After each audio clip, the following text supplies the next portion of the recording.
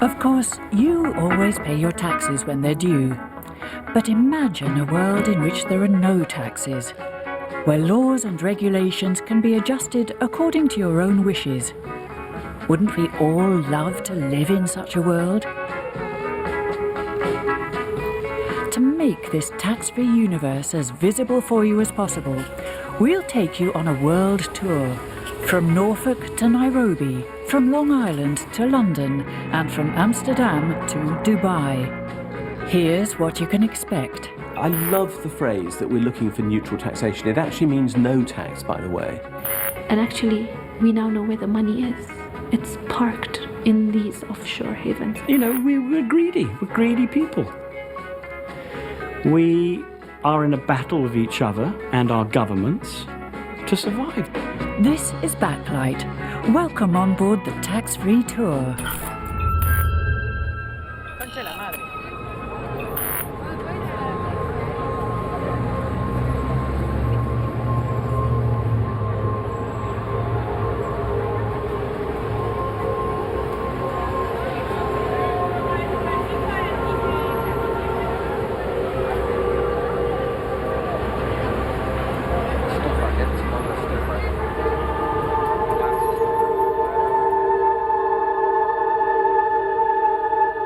They sell 20 million iPads a year for about $500 retail.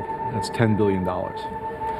In China, they've been employing about 1.2 million Chinese workers, and they pay about $40 to $50 a piece for those iPads.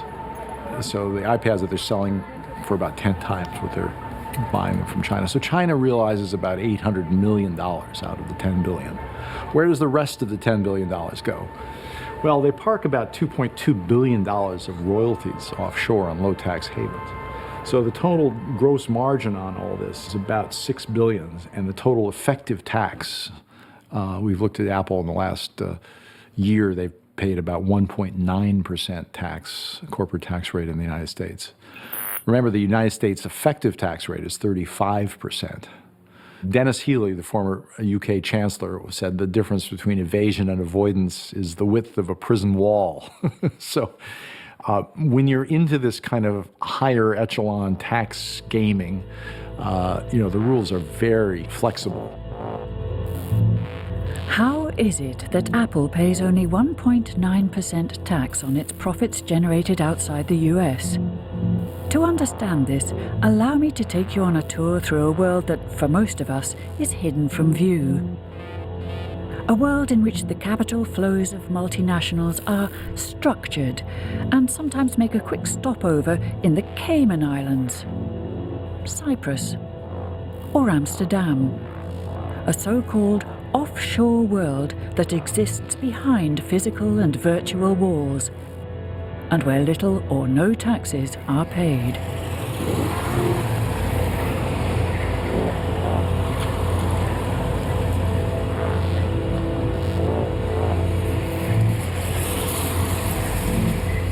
My day job as a corporate investigator is looking at offshore structures, tax haven structures of companies that our clients are going to invest in. So it's looking at their relationships, it's looking how they acquired their wealth to begin with, and it's looking at the corporate structures that they employ. And often these will be long, complicated, completely mysterious chains involving different tax havens. Something called, say, for example, the Cyprus sandwich, where you might have a Ukrainian company, so Ukrainian assets, which are then owned by a Cyprus company, that's then owned by a Luxembourg company, that's then owned by a Cyprus company, that then goes off in 5 different ways to Belize, British Virgin Islands, and the Cayman Islands and Panama. And this is the stuff we're looking at. And we have to, well, I think in that case, it's pretty clear that things aren't very clear and aren't transparent. Allow us to introduce business intelligence investigator William Britton Catlin. On behalf of major financial institutions, he delves into the shadow side of global capital flows. So this is this is what we're looking at. Here's our Cyprus sandwich. Goes up to Belize. I mean, it's very confusing to work out what's going on here. I mean, there's no rational explanation for what is happening, but you can see that all these individuals here at the top, Mr. A, Mr. B, C, D, E, and F, are all ultimately holding these assets through a series of chains, levels, cutouts. They're in Belize, and these probably we would think would go back to bank accounts in Switzerland. So this may not even be the end of it. How does Apple succeed in only paying 1.9% tax on its profits generated outside the US? If foreign profits were to flow back to Apple's headquarters, the company would have to pay 35% corporate income tax. So Apple prefers to direct the foreign profits to a subsidiary in Ireland, where corporate income tax is much lower, 12.5%. But before that, profits are first looped through the Netherlands, where intellectual property is subject to little or no tax. The reduced profits then pass through another Irish subsidiary and on to the British Virgin Islands, where corporate income tax is nil.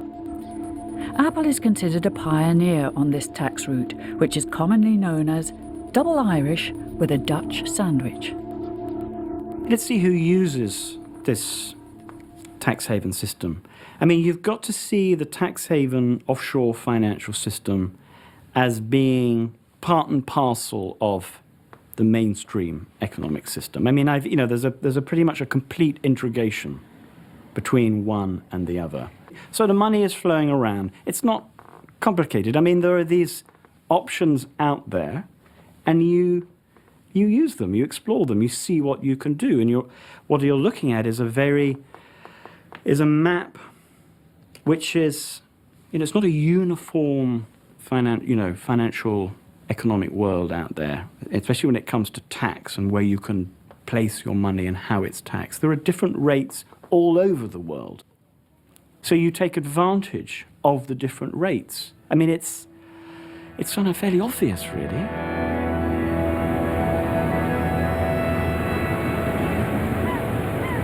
It became clear over time that this offshore industry was growing, but surprisingly enough, nobody had made any estimates of the size and growth of the industry.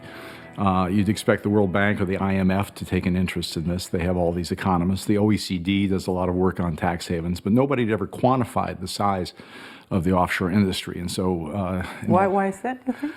Well, it's a very controversial subject. I mean, the World Bank spent a lot of time studying poverty and measuring it endlessly, but they don't study inequality. Lawyer and investigative journalist James S. Henry used to work as chief economist for the McKinsey consultancy. In his spare time, he calculated the amount of capital that is parked in the global offshore industry, a calculation that neither the IMF nor the World Bank have ever ventured to undertake. That makes Henry's very conservative estimates the first of their kind and undisputed to date. It's kind of like estimating the size of a black hole. We came up with a headline number of $21 to $32 trillion as of the year end 2010, which is an astonishing figure. Nobody else had ever done that. The embarrassing fact is that the rich countries in the world, supposed to be the most responsible and so-called developed countries, are running this kind of shell game for the world. We figure that of the $21 to $32 trillion of offshore wealth owned by private individuals, about a third of that is from the developing world. The tour soon takes us to the Netherlands. Surprisingly, they are an important global hub for reducing the tax burden of multinationals. This country has the most tax treaties in the world, and this, combined with very low tax rates on intellectual property, makes 91 out of the 100 largest companies in the world want to let their revenues flow through the Netherlands. Dit is het hele Robeco Afrika Fonds. Dat is toch behoorlijk Ja, veel die zitten in Botswana, Ja. Egypte, Ghana, Kenia, Mauritius, Nigeria. Financial journalists Siem Eikelenboom and Gabi de Groot have been mapping the tax evasion routes of multinationals to gain a better understanding of the routes and the sheer scope of the capital flows. Wat je bijvoorbeeld ziet, dat een van de grootste bedrijven ter wereld, de Amerikaanse supermarktketen Walmart, die heeft hier, ik geloof, 6 entiteiten in Nederland. Is hier helemaal niet operationeel actief. Nou, dan weet je bijna dus per definitie waarom zit zo'n bedrijf hier. Nou, dat heeft fiscale redenen. En ze hebben ergens anders in Europa wel activiteiten. En dan laten ze hun geldstromen via Nederland lopen, waardoor ze dus fiscale voordelen hebben. Nou, Walmart is wel leuk. Zal ik even hoe dat... Want Walmart, dat schrijf je officieel. Of kijk, hoe was het ook alweer? Daarom vonden we hem niet. Kijk maar nou zo. Het staat natuurlijk niet altijd onder de naam van. Nou, je kunt een willekeurige naam gebruiken. Je hoeft niet te zeggen per se Apple Nederland. Dus er staat sinaasappel BV. Kan. Dat zou kunnen. En hoe kom je dan uit achter dat ze... Nou, dat is enorm erg. Soms, bij Walmart bijvoorbeeld, Walmart is hier actief met coöperatie, totaal andere namen hebben. Blue Leaf of zoiets, of een hele rare Engelse namen. Hoe hebben jullie nu gevonden? Door gewoon op het adres te zoeken van een trustkantoor. En eigenlijk, dan krijg je een enorme lijst met namen, hè. Soms al 2000. Dus soms gewoon aanklikken en hopen dat je dan moet je de jaarrekening opvragen. En in de jaarrekening staat soms dat ze een onderdeel zijn van het Walmart-concern. Kijk, Walmart bijvoorbeeld, die zit hier. De Russia Holding, alles wat in Rusland gebeurt, hangt hier onder dus deze Nederlandse BV. Uiteindelijk gaat dat weer terug hier naar een moeder, een LCC in de US. Maar ze vertellen dus heel keurig dat ze onderdeel zijn van de Walmart. Kijk, je ziet ook pure brievenbusfirma. Er werkt helemaal niemand. Het is gevestigd bij een trustkantoor. En hier zie je ook, ze hebben 4 managing directors die ook helemaal geen beloning ontvingen. Misschien kun je even teruggaan naar het begin. Het staat er ook vaak bij. Ja, Naritaweg is een trustkantoor. Dus dat is een red flag eigenlijk voor jullie meteen als je dat adres... Wij kennen die adressen, die adressen, die zijn een aantal adressen, die kennen wij. Ja. Nou, hier zie je eigenlijk, nou ja, qua omvang... Dat is helemaal niets, 3000 euro. Er zit 3000 euro in. Maar dat zegt dus niets. Nee. Er kunnen miljarden doorheen zijn gestroomd. En hoe lang is dat in Nederland? Dat kan 1 seconde in Nederland, of een fractie van een seconde in Nederland zijn. Het stroomt door die BV heen. Maar wat zegt dat je dan? Nou, dat het toch wel groot is voor Nederland. Ongeveer 11.000 miljard euro, wat elk jaar door Nederland stroomt. En dat kan van alles zijn. Investeringen, leningen, en ja, wat er van terugkomt, royalties, rente. Waar zou je dat mee kunnen vergelijken? Nou, het is 3 tot 4 keer het bruto nationaal product van Nederland. Zeg ik dit trouwens nog goed? 3 tot 4, hè? Wat hebben we nog? Nee, het is toch... nee, het is 20 keer. 20 keer? 20 keer het bruto binnenlands product.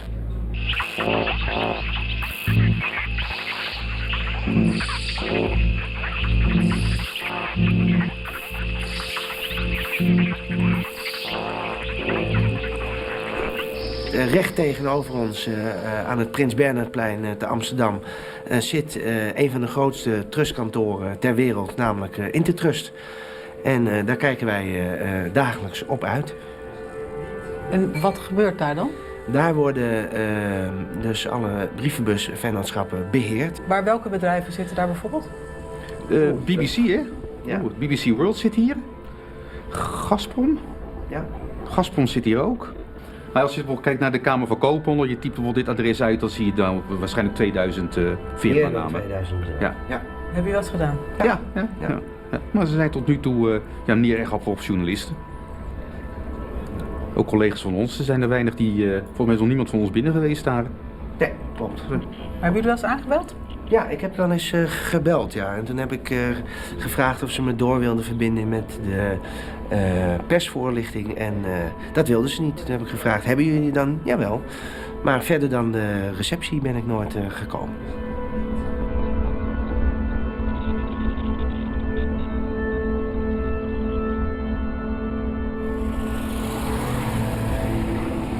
How can this offshore world exist?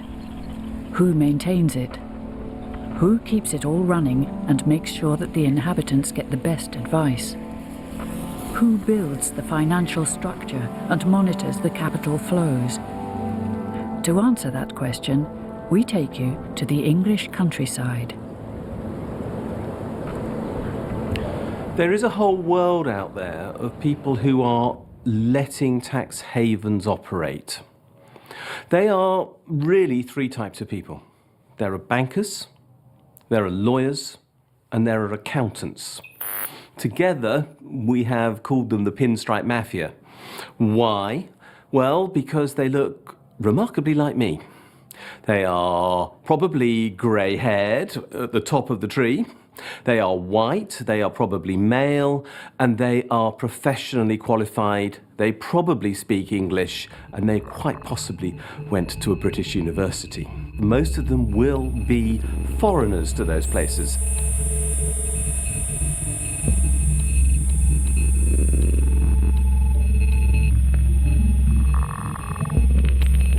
If tax havens are going to be used by wealthy people, and if it is going to be used by multinational companies, then they need to be serviced by familiar advisors. And the familiar advisors are always going to be the big four firms of accountants: PricewaterhouseCoopers, KPMG, Ernst & Young, Deloitte. They are the constant feature of every tax haven, in fact. Without one of those firms, or maybe all of those firms being present, you really will not have a tax haven. But you'll find all the familiar names of banks, whether they are British or they are Dutch or they are French or they are US. So Citigroup will be virtually everywhere. Deutsche will be virtually everywhere. So consistently the same accountants, consistently the same banks, and always lawyers to support them. Without those three things, you can't really have a tax haven.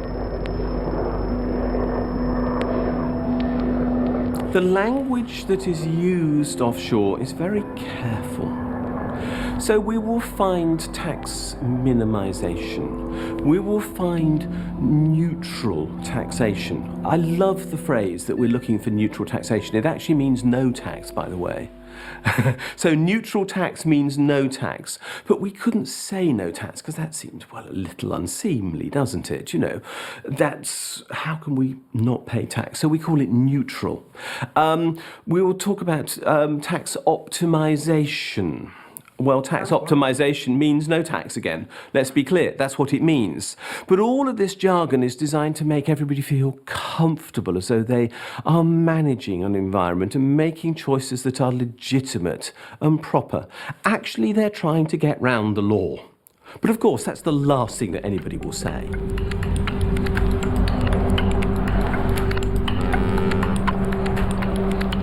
The lawyers, bankers, accountants, and millionaires don't seem to belong anywhere, but they are constantly on the move between their various investments in real estate, always sheltered and pleasantly located in a world that is not limited to London, New York, or Monaco.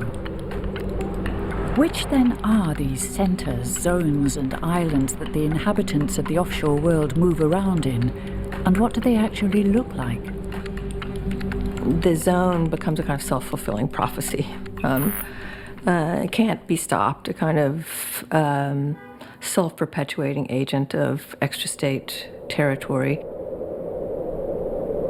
And the free zones are facilitating capital movements because they provide incentives that help you shelter some of the taxes and allow you to own property, allow you to have cheap labor. And the laws for each of these zones are different. For instance, in Dubai Media City, there's free speech, because ABC and NBC and all of you they're headquartered there. So you can say things which you can't say right outside the gate.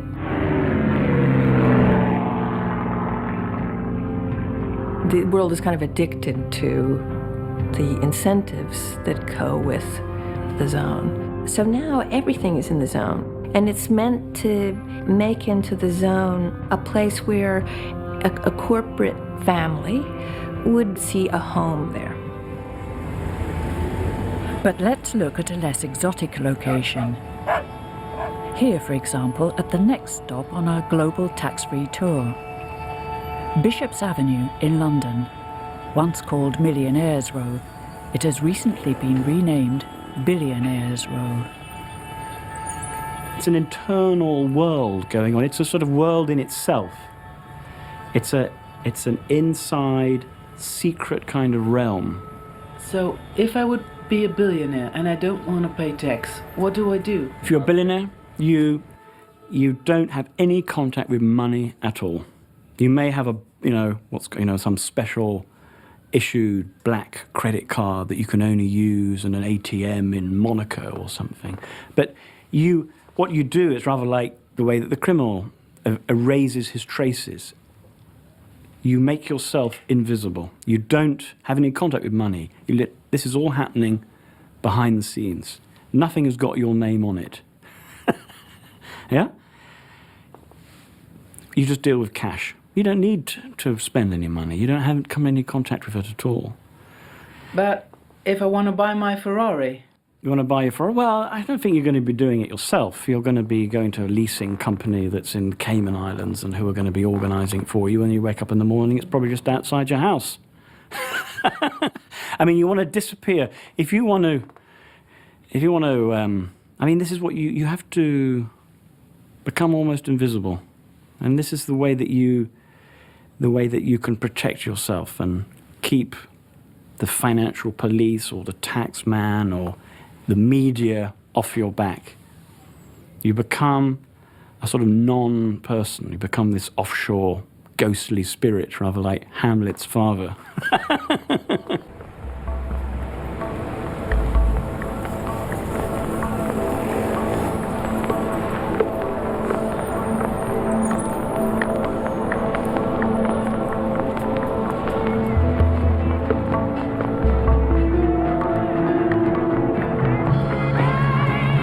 This is an incredibly concentrated industry. 0.14% of the world's population, less than 10 million people, control about 95% of the offshore private wealth. They're citizens of nowhere. In the interests of this underlying group at the very top of the global economic order that has come to have more influence than ever in the last 20 years under the impact of globalization, their interests, I think, are fundamentally at odds with the interests of the rest of us in shared tax institutions, in shared bank regulation institutions across borders. They've been able to game this nation-state system for their own purposes. But do the same laws and regulations apply to this financial shadow world as to our world, in which the tax form drops through the letterbox on a regular basis? To find out, our tour takes us to Eva Joly. When she was a judge, she led the successful investigation into a French corruption scandal. Her life was repeatedly threatened. Now an EU parliamentarian, she's investigating the effects of the 1 trillion euros, that's 1,000 billion, in tax revenue that the EU annually misses out on. La question de savoir si c'est légal ou pas légal, ce n'est pas suffisant parce qu'il y a toute la notion d'abus de droit et l'utilisation intensive faite par les multinationales des paradis fiscaux à l'apparence de la légalité, mais dans beaucoup de cas, en réalité, s'il y avait une enquête et si les services fiscaux étaient outillés pour chercher vraiment, on s'apercevrait qu'ils tomberont sous la notion d'abus de droit, donc ça serait illégal. Et c'est là où on voit le cœur du mécanisme qui consiste à transférer ce qui aurait dû être des ressources publiques du monde entier, mais essentiellement des pays en voie de développement, vers des actionnaires privés. C'est le colonialisme poursuivi par d'autres moyens.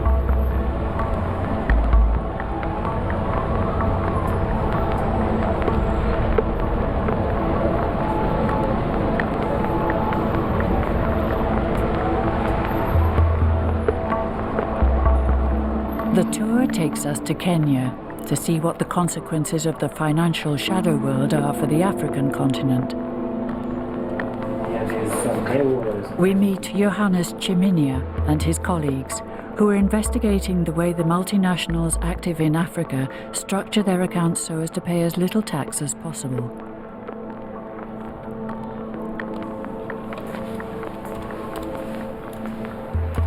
The basic registration of the company. We have one employee in the Netherlands. There is a red flag. They don't know we are doing this, because if they know, they will definitely cover the loopholes. Johannes Chiminia shows us that a tax haven does not necessarily include a palm beach by taking us to one of Kenya's 65 special economic zones. Right now we are in Athi River, where the Athi River Export Processing Zone is domiciled. It is like an enclosed, a bonded area where companies, manufacturers are domiciled, and they do their manufacturing inside, and all the products they manufacture are meant for export purposes. These are a formal way of tax avoidance.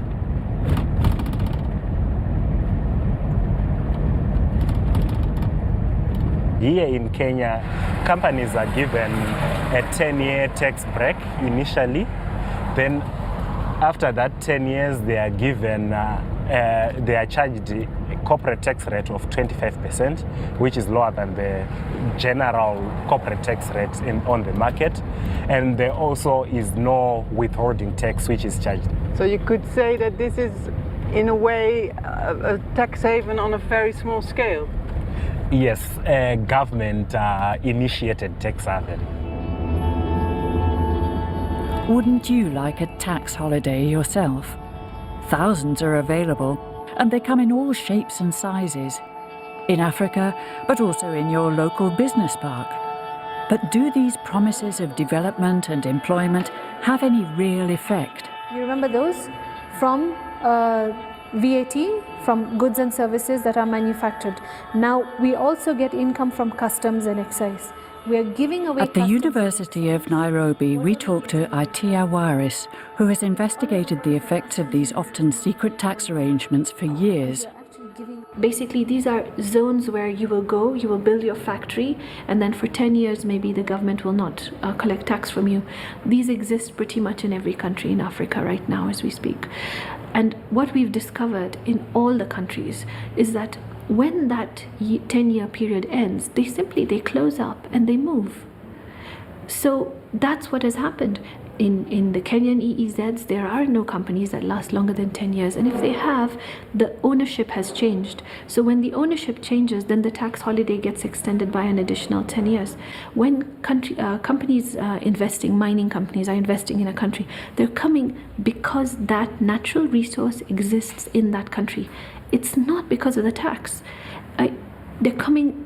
The minerals are not going to be able to move. They're not going to take a walk across the border because you raise up your tax. But for some reason, this concept has just not penetrated into developing country governments. They still think that they have to beg multinational corporations to come into the country and then beg them to set up. But what actually happens is they take the resources and then they go. This is crazy. The whole point of a tax holiday is that you get a break for 10 years while you set up your business, you crystallize it, then you start to show profit. Then you're in the country and making profits and paying taxes. That was the point of giving you the 10-year startup. Not that you come in, invest, extract as much as you can and then leave the country. That's exploitation. When they don't pay their fair share, government looks for tax in another place. And inevitably, especially in my continent, they're looking for it in VAT. With VAT, it is the products that you use, the food that you eat, the water that you drink sometimes has VAT on it, the Pampers that you buy for your child, even the milk powder that you're going to use to feed your baby. So VAT is paid by the end user of the product, which is you and me and everybody else. And that means poor people are paying a larger percentage of their salaries in tax. I don't think that's fair, because no matter where you go in the world now, people are poor. People don't have housing. People are losing their houses and have to go on to government subsidies. That is the direction of society right now, and it has to be reversed. And actually, we now know where the money is. It's parked in these offshore havens. And if it can be moved, they move it. But if it can't be moved, it sits there.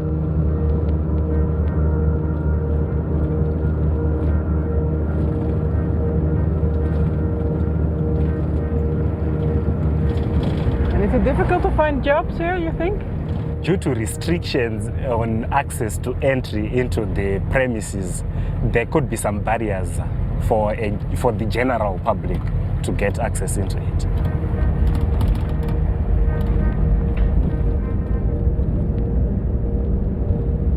This whole nation-state system has become kind of obsolete from the standpoint of taxation.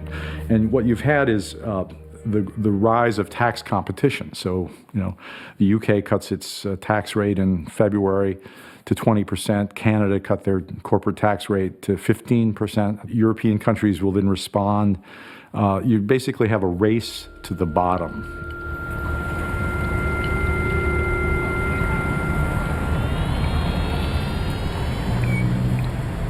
The tax competition has grown up, I think, as a response to this neoconservative argument that we will all be better off and grow faster with tax cuts. For the 30 years we've had this giant experiment of tax cuts. Well, what have we seen? We haven't seen faster growth. We haven't seen more responsible behavior from the banks. We've seen more money going out of the countries because it's very hard to compete with zero. And zero is what you get in a haven. It's not easy to measure what the actual benefits are for the tax haven itself, but for the multinational, everything revolves around reporting as little profit as possible. This can be done by transferring your software patents or intellectual property to a Dutch mailbox company. Then you arrange for your subsidiary abroad to pay royalties on it. This way you reduce the profits of the parent company. And the surprising thing is, only a very small amount of those royalty flows are subject to taxes. How much? You make secret arrangements about that with the tax authorities. Apple does it, Pfizer does it. The construction even works for a nice cup of Frappuccino. Wat bijvoorbeeld Starbucks doet, dat is het merk Starbucks. Maar iedere koffiesoort die ze hebben, bijvoorbeeld Frappuccino of iedere soort, dat is ook weer wetten gedeponeerd. Die merken die hangen uiteindelijk onder Amerika, maar die zitten al met de sublicentie, zijn er ondergebracht in Nederland. Dus op het moment, iedere keer dat er bijvoorbeeld in Duitsland of in Frankrijk of willekeurig land een Starbucks-vestiging wordt geopend, maar iedere keer als mensen bijvoorbeeld een cappuccino bestellen of wat dan ook, is er iedere keer weer, moet je een deeltje merkrecht gaan betalen. Dat vloeit dan weer naar Nederland. En dat soort dingen zijn soms in die jaarstukken heel moeilijk te zien.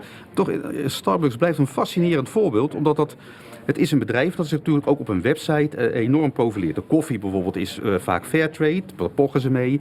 Als je naar een website gaat, dan zie je ook dat ze gebouwen proberen te ontwikkelen die helemaal energie-neutraal zijn. Dus een hele manier, een hele PR, een hele marketing.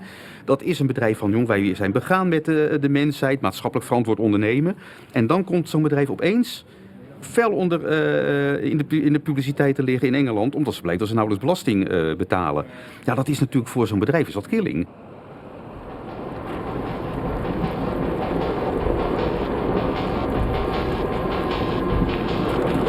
I don't want to withhold from you the images of an English parliamentary committee on their quest for lost corporate income tax. British corporate income tax, that is. A unique opportunity to hear what those responsible have to say. The purpose of our session this afternoon is to try and understand why you don't pay the corporation tax, really. That's the issue that we're focusing on this afternoon. So can I start with Starbucks, Mr. Alstead?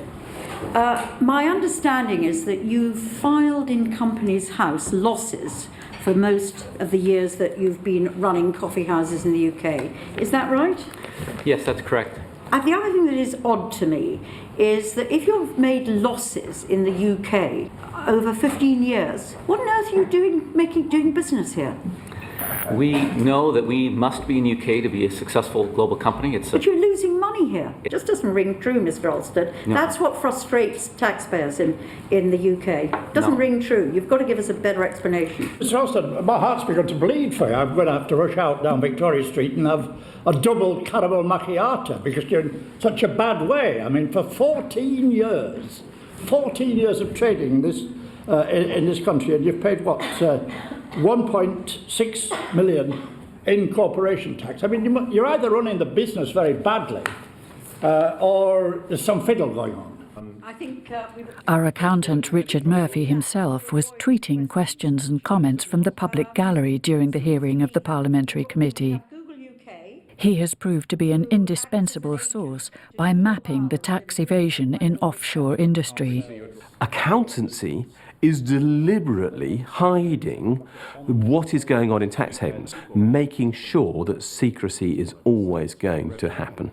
Now, I should be clear here. I was trained by KPMG. So, a long time ago, I worked for one of these firms. I'm still bound not to talk about client affairs from 30 plus years ago. I can't do that. I'm not allowed to talk about them. I can't, I won't, because that is fundamental to the Code of Ethics. What would happen if you would do that? Oh, I could be struck off as an accountant. I could lose my professional status. I could be fined.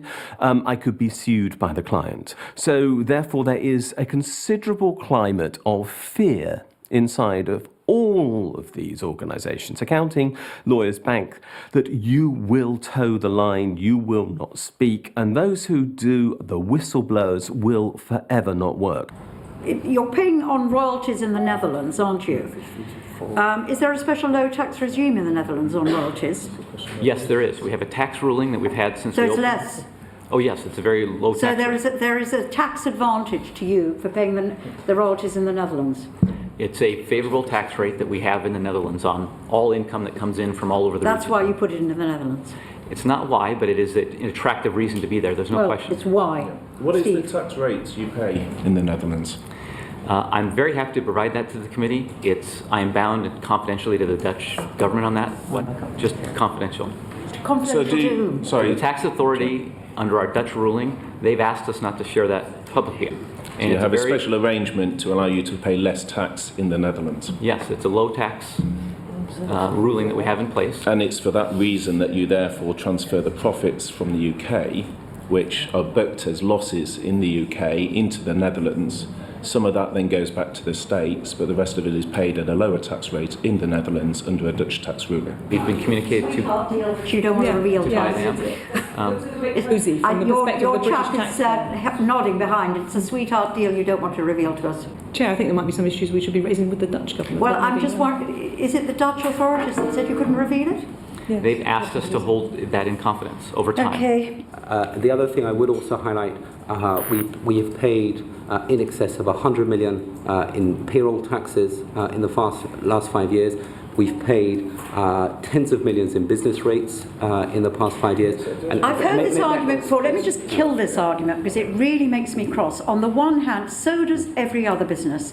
So the community-based bookshop that you're putting out of business also pays business rates, also pays its PAYE. And the other thing is you depend on the services that come out of the tax you pay. So, you depend on the ability of your of getting your goods around. So you've got to get the roads in place. You depend on all those things. And probably worst of all, both you and Mr. Alstead employ people on probably minimum wage if we're lucky. And then we, the taxpayer, pick up the tax credit bill for that too. So we're putting a lot of money back into the people you put, and you're not putting enough tax into our economy. That's what's riding us all. I don't. Sorry, I shouldn't have done that. This is the idea about, the corporations, the Amazons, the Googles, the Starbucks, the idea that there are two faces to these organizations. You have the public face, and some of them offer very good services. It's, they're consumer orientated. They deliver stuff to your door. It's remarkable. Then you have this underground secret side of what's going on. You're using a means of deception and trickery and disguise to get what you want, to be able to preserve your freedom of operation, as it were. Now, what is it that a criminal does? They do exactly this. It's exactly the same technique. They will set up a system which they cover their tracks to show to the outside world that, you know, I'm fine, I'm an honest guy, but really you've got some dirty business going on underneath. Or, I mean, dirty, you know, you're hiding something. Some people who work there actually think they're doing the right thing. Some people believe that this is politically, ethically and morally acceptable. They think that they are part of an economic crusade for competition. Now that means that they might be doing something which is called the Migo principle. My eyes glaze over. You actually look at one little bit, it's okay. When you look at the whole thing, it fails. Do the auditors stand back and necessarily look at whole structures and arrangements and say, is this acceptable as a whole? I don't know. But I have to say, some of the evidence is that the structures that are in place look to be tax abusive, even if legal. And let's stress, you can be tax abusive and legal at the same time. In other words, you're working within the gaps in the law, because that's what I define tax avoidance as.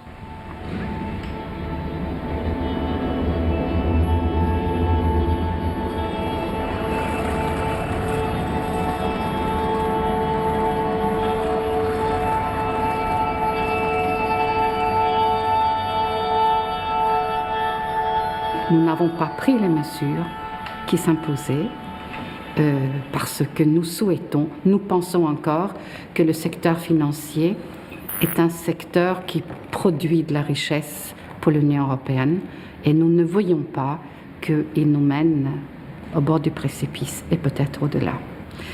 On voit des choses absolument absurdes. On voit Chypre, dont le système bancaire surdimensionné s'effondre, demander l'aide de l'Union européenne.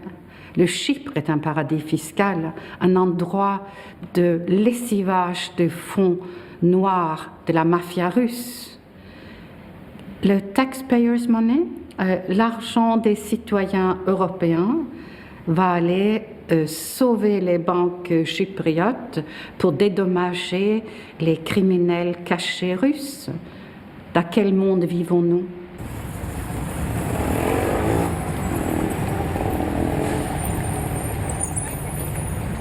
Accountants have not been subject to the same degree of scrutiny for some time. They've had a remarkably good recession.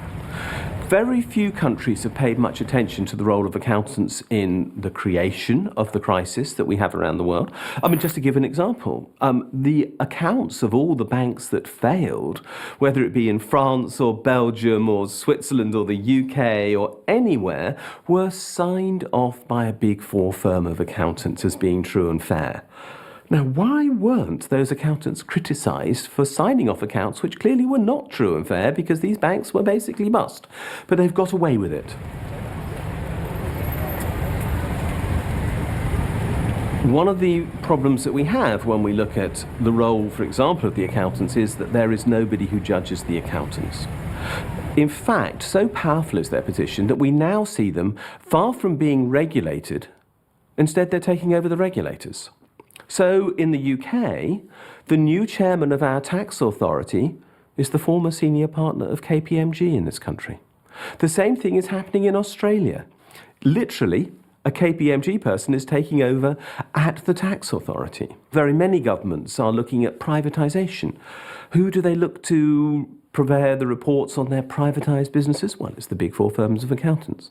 If they want advice on how to reorganise their tax systems, they set up a committee and call in the experts. Who are those experts? It's the Big Four firms of accountants. So we have the accountants so in charge of the rules.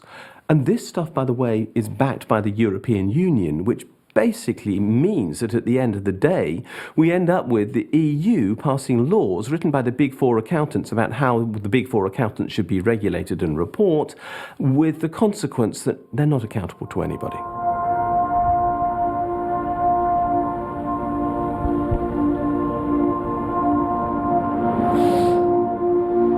So how far from Nairobi are we now? 61 kilometers. How do you know so precise? It was written.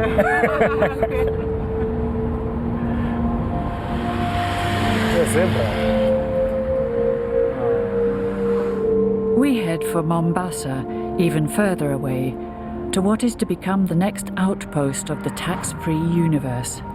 So it's enormous, Johannes. Yeah, it's very large. It's about slightly above 2 hectares. And what do they expect to happen here? They expect to have like a communication hub, an ICT hub. Do you know if they will come? Well, the Google and the IBMs? It demands a bit of some marketing to bring those big companies here in the middle of nowhere.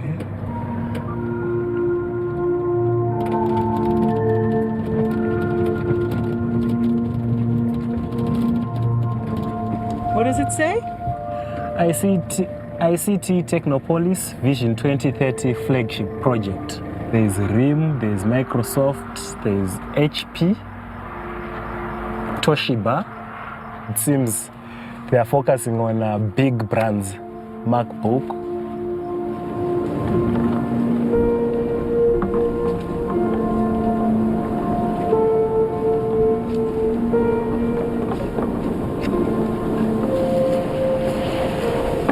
We've grown used to the benefits of offshore. It's delivered us finance and cheap loans, but where did that go? This is kind of the dilemma that people worry about. I mean, they think, well, if you take away all these funneling your profits here, and you do this and you do that, then would we have Amazon doing what it does? I mean, they've been able to, perhaps along with their competition, the people that they compete with in the market, they've been faced with the same setup of places that they can book their profits and their losses, but maybe they're just better at it. I mean, that's a horrid realization that these things that we love, that we need, have got used to, and the people who are good at it have got there through their clever sort of financial, fiscal manipulation. It involves really everybody. It involves governments, it involves businesses, it involves consumers and citizens. And we want, we're greedy. We're greedy people. We are in a battle with each other and our governments to survive, to make money. And if your business is making money, you will bloody go out and fight your competitors, the taxman, the government, to get your own way. Why not?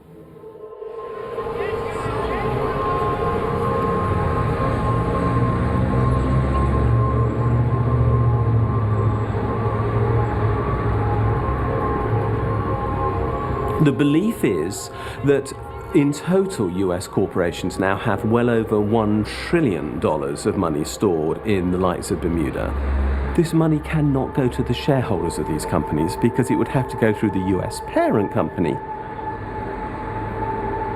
I believe that the shares in these companies are seriously overvalued because if the value was ever to eventually get to the shareholder, significant extra tax bills would be payable, which would inevitably bring the share price down. So we're seeing market distortions as a result of this. The only good news is that they've actually got to do something with this money, and they're lending it to governments to pay for the deficits that most countries around the world are running. So mysteriously, tax havens are funding the deficits which governments are running because they can't collect enough cash in the form of tax from companies because they're hiding it in tax havens. So we go round in a giant circle here where these companies are lending this money to governments instead of paying it in tax to make sure that the whole world system keeps going. It's bizarre, but that's what is going on.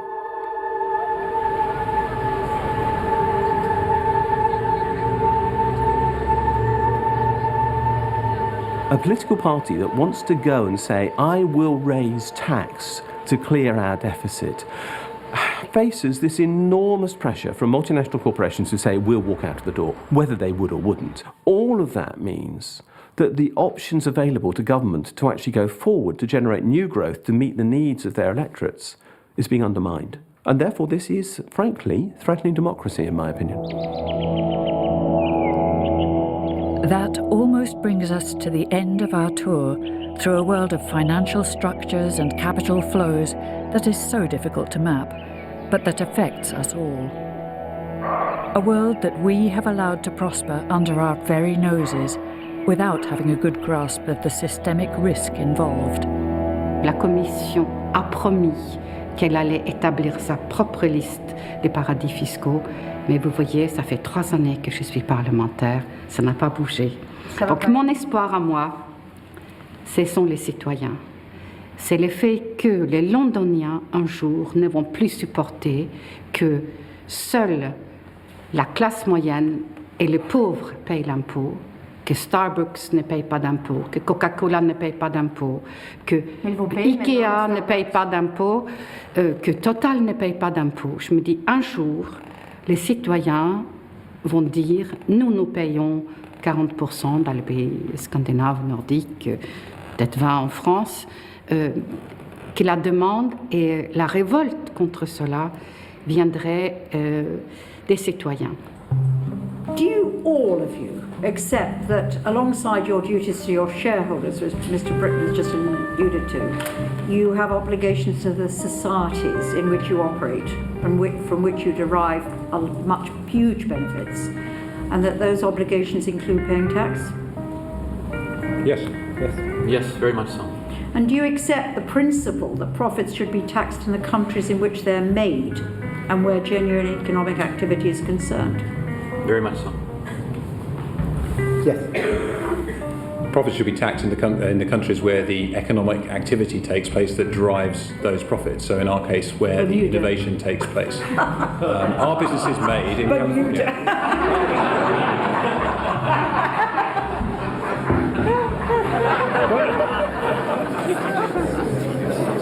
Thank you for joining the tax-free tour. Of course, this film was made possible with the taxpayers' money. Please join us again next time. I would make a fortune if I worked for, well, what my wife calls the dark side. But on the other hand, I can sleep at night, and I think that's the big difference. Ce n'est pas de répandre les écoles des Indiens lorsqu'on est Coca-Cola. C'est de payer des impôts au Mexique. Starbucks heeft nu gezegd van, nou, wij willen juist graag wel belasting betalen. Dit is uniek. Nee, dit is wat Starbucks al slaat als echt een uniek voorbeeld. Would you like to be in the shoes of Apple, Starbucks or Pfizer for a change and find out the route along which you would pay the least taxes? Go to taxodus.net. Taxodus, the game.